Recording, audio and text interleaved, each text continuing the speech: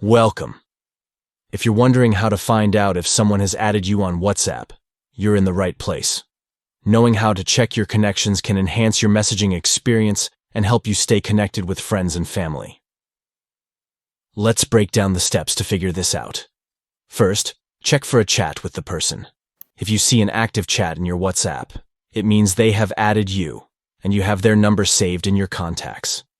This is often the simplest way to confirm your connection and can lead to ongoing conversations. Next, look at their profile picture and status updates.